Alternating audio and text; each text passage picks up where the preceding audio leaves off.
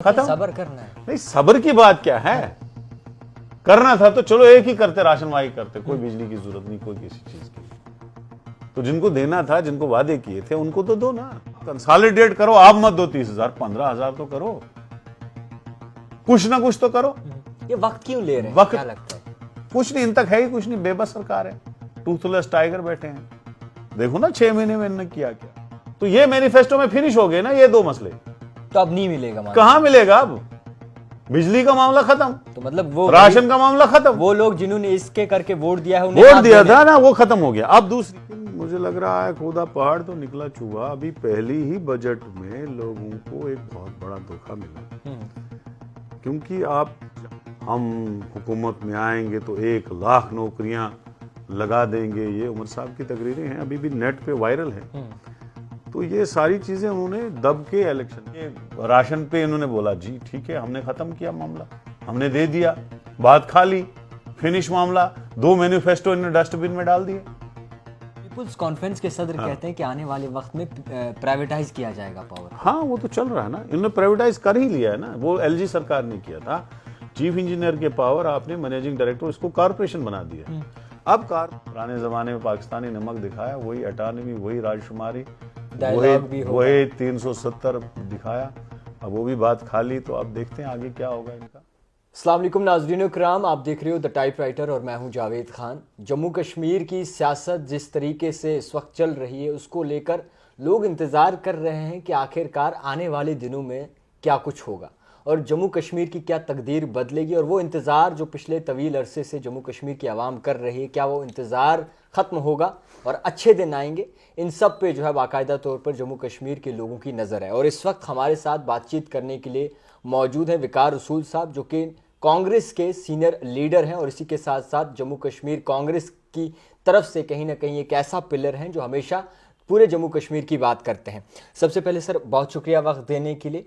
सवाल इस वक्त एक चल रहा है, जिस तरीके से अगर पूरे निज़ाम को देखें कि बिजली और गैस सिलेंडर और राशन, लोगों ने ज़्यादातर जो वोट दिए थे वो बिजली और राशन और गैस सिलेंडर्स को लेकर दिए थे।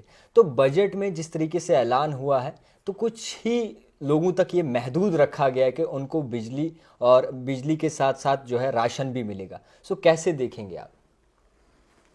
देखो, ये अच्छा हुआ कि 7 साल के बाद कम से कम इलेक्शन हुआ और लोगों ने दिल खोल के इस इलेक्शन में वोट दिया। जहां श्रीनगर सिटी में कभी वोट ही नहीं पड़ता था, वहां इस वक्त वहां पे भी दब के वोट पड़े। तो लोगों ने चेंज के लिए वोट दिया था, लोगों ने डेमोक्रेसी रिस्टोर करने के लिए वोट दिया था। और जो ख्वाब दिखाए थे हमारे कोलिशन पार्टनर ने, नेशनल कॉन्फ्रेंस ने, जो बहुत बड़ा एक अपना मैनिफेस्टो निकाला, उसमें बिजली पानी ये नहीं है, उसमें काफ़ी कुछ है, पीएसएज है, उसमें बहुत कुछ है। हाँ, बहुत कुछ है उसमें, चलो वो उनका मामला है। तो वो भी एक बात थी। और उन्होंने ज़बानी भी कहा था कि हम चलिए, हमारी गवर्नमेंट आएगी, हम स्मार्ट मीटरों को दफ़ा करेंगे, हम हुकूमत में आएंगे तो 1,00,000 नौकरियां लगा देंगे, ये उमर साहब की तकरीरें हैं, अभी भी नेट पे वायरल है। तो ये सारी चीज़ें उन्होंने दब के इलेक्शन में कही। लेकिन मुझे लग रहा है खुदा पहाड़ तो निकला चूहा। अभी पहली ही बजट में लोगों को एक बहुत बड़ा धोखा मिला, क्योंकि आप जहां कहते थे सबको हम बिजली देंगे 200 यूनिट, तो लास्ट में ले दे के वो 2.5-3 लाख पॉपुलेशन को वो भी अंत्योदया, और वो भी वो लोग जिनको मीटर लगने अभी बहुत दूर की बात है, वहां मीटर ही नहीं लगेंगे तो मापोगे कैसे? तो वो तो आईवाश था। और इन्होंने क्या किया, वो अभी पहली बजट में उन्होंने सर से उतार दिया, तो खत्म। आइंदा अब वो उसकी पे बात ही नहीं लोग करेंगे, क्योंकि हो गया। आपको लगता है इतना ही मैनिफेस्टो? हाँ, खत्म। नहीं, बिजली की बात करो, बिजली ये मतलब बिजली पे आप अंत्योदया वालों को दे रहे हो जी, तो बोल रहे हो हमने जी अपने मैनिफेस्टो में जो बोला था हमने किया। तो हम कह रहे थे कि आप जो मुलाजिम हैं, जो गवर्नमेंट वाले हैं, जो बिलो पॉवर्टी लाइन वाले हैं, नहीं, जो आपके बिजनेस लोग हैं या रिटायरमेंट वाले पेंशन लेते हैं, ठीक है, आप उनके मत लगा लो। जो अच्छे बिजनेसमैन हैं, छोटे वाले रेडी वेडी को तो देना ही पड़ेगा। तो वो 20% है, 25% है। 75% पॉपुलेशन डिजर्व करती है 200 यूनिट के लिए। तो आपने किनको दिया? आपने दिया 1.5% लोगों को। तो वो एक मतलब बहुत बड़ा मतलब विश्वासघात लोगों के साथ किया। और अब इनका मैनिफेस्टो खत्म, 4 साल कोई बात ही नहीं करेगा, बिजली मामला फिनिश। तो आप मानते हैं विकार साहब कि ये जो बिजली, पानी या गैस सिलेंडर नहीं, अब या जब फिर करना राशन था तो देखो, करना था तो सब करते ना। नहीं किया तो खत्म मसला ना। जितना करना था उतना किया आईवाश के लिए, खत्म। उसके बाद आपका राशन का मामला है, उसमें भी यही किया आपने। पहले आपको पता नहीं है, जब से आए हैं इन्होंने सबसे पहले क्या किया? राशन मुलाजमों का खत्म किया, डेली वेजरों का खत्म किया, कैजुअल लेबरों का खत्म किया, बाकी चीजें, मनरेगा वाले मुलाजमों का खत्म किया। नहीं, जो राशन कार्ड बीपीएल उनसे हाँ, वो नहीं, उनसे सब राशन कार्ड, एपीएल भी खत्म किया उनका। वो सारा राशन उनका खत्म किया। वही राशन जो इनको बचा वो अंत्योदय वालों को दिया। अब वो अंत्योदय वाले कितने हैं? 2-3 लाख लोग हैं, बाकी उनको कुछ नहीं। अगर आपको राशन देना था, आप मुलाजिमों को मत दो, पेंशन वालों को मत दो, जो अच्छे बिजनेसमैन है, चलो जो गुजारा करते हैं उनको मत दो। उसके बाद भी 75% पॉपुलेशन बचती है, बेशक, उनको क्यों नहीं दिया? आपने 2% पॉपुलेशन को दिया। अब ये राशन पे इन्होंने बोला जी ठीक है, हमने खत्म किया मामला, हमने दे दिया, बात खा ली, फिनिश मामला। 2 मैनिफेस्टो इन्होंने डस्टबिन में डाल दिए, खत्म। सब्र करना है। नहीं, सब्र की बात क्या है? करना था तो चलो एक ही करते, राशन वाही करते, कोई बिजली की जरूरत नहीं, कोई किसी चीज की नहीं। तो जिनको देना था, जिनको वादे किए थे, उनको तो दो ना। कहते हैं शुरुआत है, जब शुरुआत किस चीज की है? मैनिफेस्टो की शुरुआत है ना। मैनिफेस्टो में इन्होंने ये 2 चीजें की, तो ये मैनिफेस्टो में फिनिश हो गए ना ये 2 मसले। तो अब नहीं मिलेगा, कहां मिलेगा? अब बिजली का मामला खत्म, तो मतलब वो राशन का मामला खत्म। वो लोग जिन्होंने इसके करके वोट दिया है, वोट दिया था ना, वो खत्म हो गया। अब दूसरी बात जी, उसके बाद जनाबे वाले इन्होंने कहा था कि हम 1 लाख नौकरियां लगाएंगे। बेशक बोला जी। आप 6 महीने पीछे जाओ, 6 महीने में कितनी एम्प्लॉयमेंट मिली लोगों को? चेक करो जरा। इनके ही असेंबलियों के सवाल के जवाब देखो, कुछ नहीं। रिजर्वेशन पॉलिसी पे कल देखो आप, इन्होंने लिखा हमें कोई बाउंडिंग नहीं है, बस कमेटी बना के टाइम कंज्यूम कर रहे हैं, वो भी खत्म। डेली वेजर कैजुअल लेबरों पे इन्होंने कमेटी बना दी, फिर से टाइम कंज्यूम करने के लिए। नहीं तो उठ के चीफ मिनिस्टर साहब बोलते कि जो 2-4 साल जिनको रहे हैं फिलहाल वो परमानेंट होंगे, सिलसिलावार करे, मरहलावार करे।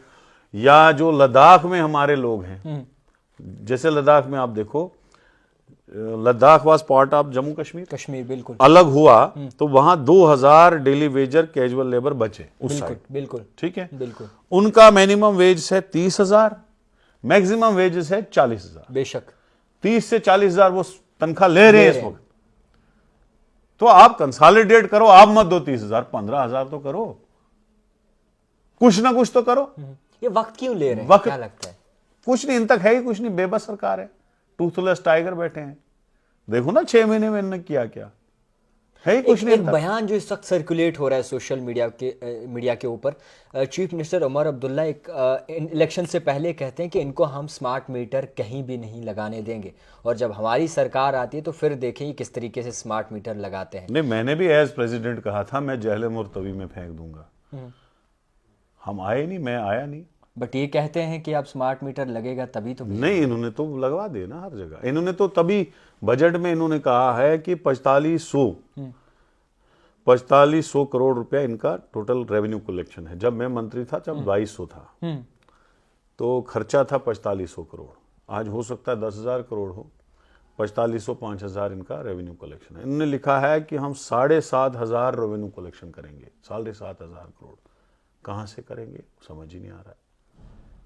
पीपुल्स कॉन्फ्रेंस के सदर कहते हैं कि आने वाले वक्त में प्राइवेटाइज किया जाएगा पावर। हाँ, वो तो चल रहा है ना, इन्होंने प्राइवेटाइज कर ही लिया है ना। वो एलजी सरकार ने किया था, चीफ इंजीनियर के पावर आपने मैनेजिंग डायरेक्टर, इसको कारपोरेशन बना दिया है। अब कारपोरेशन वाले को टेंडरिंग करनी है, डिस्ट्रिक्ट हिसाब से वो करेगा। जो डिस्ट्रिक्ट में लेगा वो आगे से फिर ट्रांसफार्मर बांट देगा कि इस जो हमारा एरिया है यहाँ से लेके नरवाल बठंडी तक एक ठेकेदार होगा। अच्छा, फिर वहां से आगे और एक ठेकेदार होगा। तो ये तो होना है, यही करेंगे। अनएम्प्लॉयमेंट रेट बोलते हैं कि अब बेहतर हो चुकी है पहले के वक्त से। अरे हालत खराब है, ड्रग्स की तरफ लोग लग गए हैं। कौन सी, कितने रिटायर हो रहे हैं आप देखो ना, सोशल मीडिया देखो, कभी एक बेचारा मुलाजिम, कोई टीचर रिटायर हो रहा है, माला डाल के काराकुली पहना के उसको लोग घर ले रहे हैं, कोई लाइनमैन हो रहा है, कोई गार्ड हो रहा है, कोई फॉरेस्टर हो रहा है, कोई लेक्चरार हो रहा है, कोई नायब तहसीलदार हो रहा है, कोई पटवारी हो रहा है। रिटायरमेंट दुनिया लग कौन रहा है? कोई नहीं।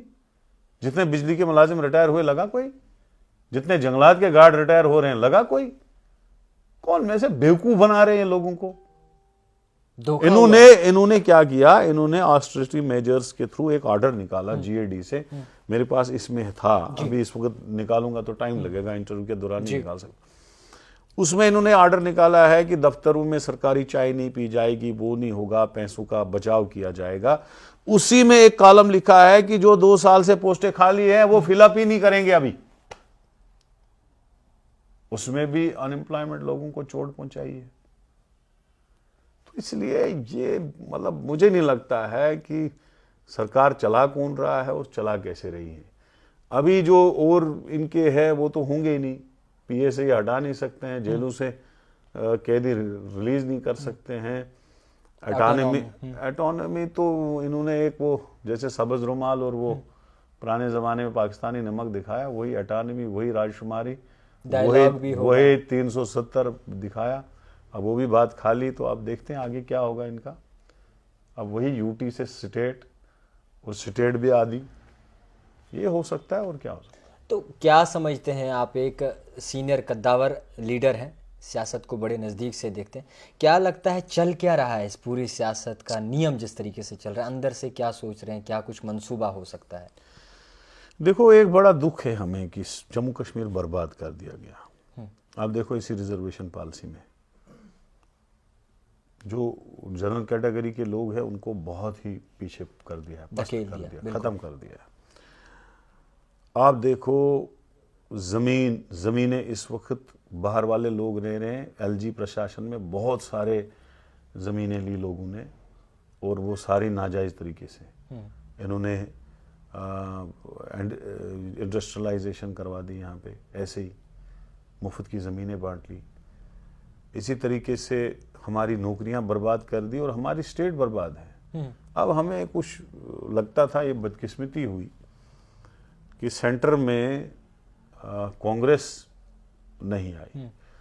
अगर हमारी 8-10 सीटें और आ जाती तो इस वक्त हम होते तो यहाँ फुल फ्लेज्ड सरकार भी होती और यहाँ पे ज़मीनें, नौकरियाँ और स्टेट, ये सब कुछ सेव हो जाता, मतलब ठीक ठाक हो जाता। मगर अब ये बीजेपी वालों का एजेंडा यही है, जम्मू कश्मीर को बर्बाद करना, उन्होंने कर दिया। बट कोलेशन में है कांग्रेस और नेशनल कॉन्फ्रेंस। कहाँ है कोलेशन? किसने कहा आपको? अब हमारे एमएलएज हैं, वो अपना काम निकालने के लिए वहाँ पे उनके साथ जुड़े हैं, लेकिन मुझे लगता नहीं है कि ऐसा कुछ है। एक वन साइड सरकार एनसी चला रही है, कौन सी कोलेशन है? तो एग्जिस्ट नहीं करने दिया जा रहा। मुझे नहीं लग रहा है कोई ऐसा मशवरा वो कांग्रेस के साथ कर रहे हैं, कोई पॉलिसी मेकिंग में, कोई स्टेट चलाने वाले मामले में, कोई कोऑर्डिनेशन कमेटी, कोई कुछ। कहाँ है?